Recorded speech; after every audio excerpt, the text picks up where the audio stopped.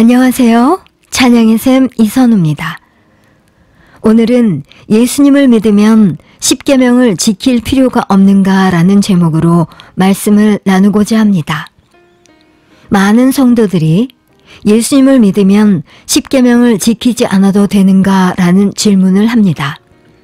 그러나 성경은 분명히 예수님을 믿는 자라도 하나님의 계명을 지켜야 함을 강조합니다. 예수님을 믿는다고 하면서도 십계명을 무시하거나 자신의 죄를 회개하지 않는 사람은 결국 하나님의 심판 아래 놓이게 될 것입니다. 성경은 죄를 회개하지 않는 자의 최후가 매우 엄중함을 경고합니다. 요한계시록 21장 8절은 이렇게 말씀합니다. 그러나 두려워하는 자들과 믿지 아니하는 자들과 흉악한 자들과 살인자들과 음행하는 자들과 점술가들과 우상 숭배자들과 모든 거짓말하는 자들은 불과 유황으로 타는 못에 던져지리니 이것이 둘째 사망이라. 특히 음행의 죄와 우상 숭배의 죄는 하나님께서 매우 미워하시는 죄로 회개하지 않을 때 영원한 심판에 처해진다고 분명히 경고하십니다. 그러므로 예수님을 믿는 자라도 죄를 가볍게 여겨서는 안 되며 하나님의 계명을 지키는 삶을 살아야 합니다. 일부 사람들은 예수님께서 오심으로 율법이 모두 폐지되었다고 잘못 이해합니다. 그러나 마태복음 5장 17절에서 18절에 내가 율법이나 선지자를 폐하러 온 줄로 생각하지 말라.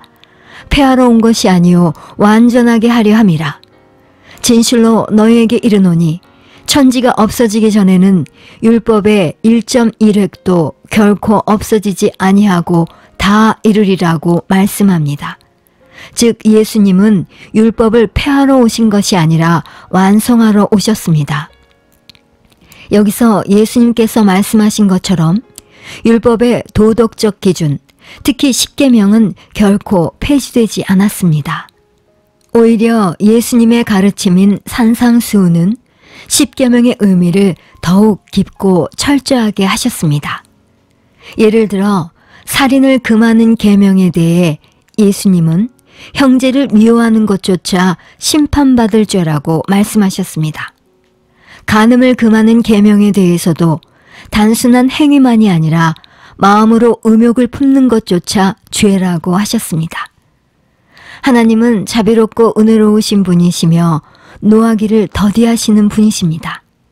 그러나 그렇다고 해서 하나님에 대한 기본 윤리와 도덕을 무시하거나 계명을 경시하는 자를 죄 없다 하시지는 않습니다. 예수님을 믿는 자라 할지라도 계속해서 죄를 짓고 회개하지 않는다면 하나님께서 반드시 그 죄를 물으실 것입니다. 히브리서 10장 26절에서 27절에 우리가 진리를 아는 지식을 받은 후 짐짓 죄를 범하면 다시 속죄하는 제사가 없고 오직 무서운 마음으로 심판을 기다리는 것과 대적하는 자를 태울 맹렬한 불만 있느니라 라고 말씀합니다. 이 말씀처럼 예수님을 믿는다고 하면서도 고의로 죄를 지속해서 짓는 자에게는 심판만이 남게 됩니다. 하나님께서는 회개하지 않는 자는 이 땅에서는 저주를 받게 되며 죽어서는 영원한 심판, 곧 지옥 형벌에 처하게 될 것이라고 경고하십니다. 따라서 예수님을 믿는 자라면 십계명을 비롯한 하나님의 계명을 소중히 지켜야 합니다.